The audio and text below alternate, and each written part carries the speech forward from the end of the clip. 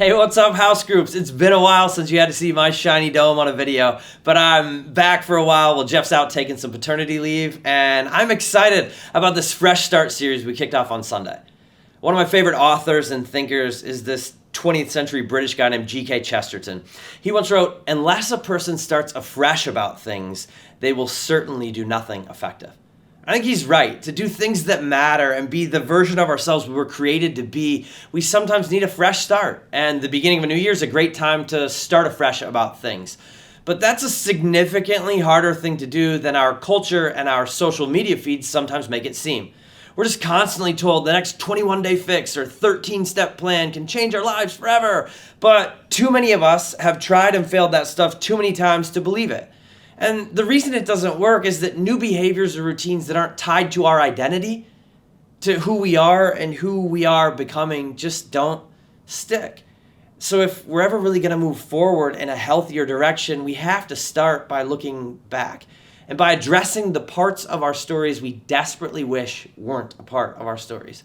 We got to be real about regrets. On Sunday, I talked about 3 categories of regret we all experience: regrets of action, inaction, and reaction. We've all done dumb things we wish we could undo. We've all missed out on things we wish we would have done. And we've all had things happen to us we wish we never experienced. That's just part of being a human in this shattered world. But it's also something that puts our souls in grave danger, because regret can very easily get us so stuck just ruminating on our past that we never move forward toward the future God has for us, even if we believe we're forgiven for the mistakes we've made. It's actually a really simple, natural, normal thing to get to a place where we accept our pardon but skip out on our purpose, where we intellectually believe we're forgiven and we get to go to heaven, but we emotionally struggle to live free and step into God's invitation to be a part of what He's doing to set all things right and make all things new. That's the spot Peter was in after he denied Jesus 3 times and then Jesus died. He was a wreck. He thought he could never do anything that mattered again. Eventually, though, Jesus rose from the dead, then showed up and cooked him breakfast on a beach, and Peter realized he was truly forgiven. But it wasn't until Jesus fully recreated the moment of his denial, like the sights, the sounds, and the smells of it, and took Peter back into the deepest regret of his life. It wasn't until then that Peter realized he wasn't disqualified from his purpose.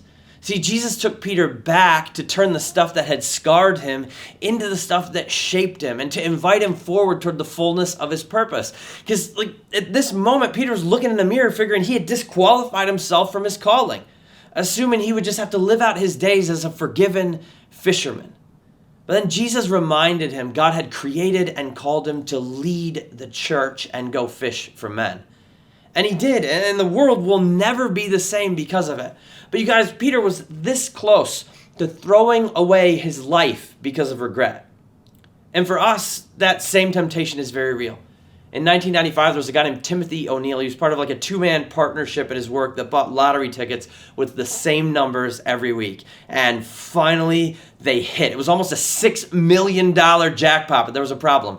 O'Neill had purchased a ticket that was good for like the next 5 lottery draws, and he assumed it was still good, and his numbers hit on the 6th draw after he bought the ticket. And so he eventually realized his ticket was no good.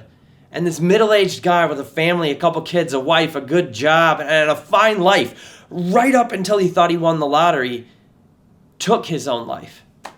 He killed himself because he was crushed by regret, by what could have or should have been. And maybe you don't have any dents or cracks in your story like that. Maybe you don't have any coulda, shoulda, wish I woulda situations that would drive you to that extreme. But I promise you, your regrets will whisper into your soul that you're damaged goods, that you're too far gone, that even if God forgives you, he couldn't possibly still have a purpose for you. Regret will always present itself to you as a finish line, but please don't believe that lie.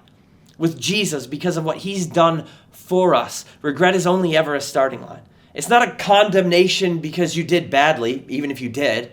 It's a reminder that you can do better, that God still has a beautiful story He wants to write in your life. So as we begin 2023, let's look back so that we can move forward toward all God has for us. We all got regrets. plenty of them, and we can't erase them. But because of Jesus, they are not our identity, they are not our prison, and they are not our finish line. They're just starting points on a journey toward the lives we were made for, toward the role God has for every single one of us to play in what he's doing to draw the world to himself. C.S. Lewis said it like this: you can't go back and change the beginning, but you can start where you are and change the ending. So let's do that as we start fresh in this new year.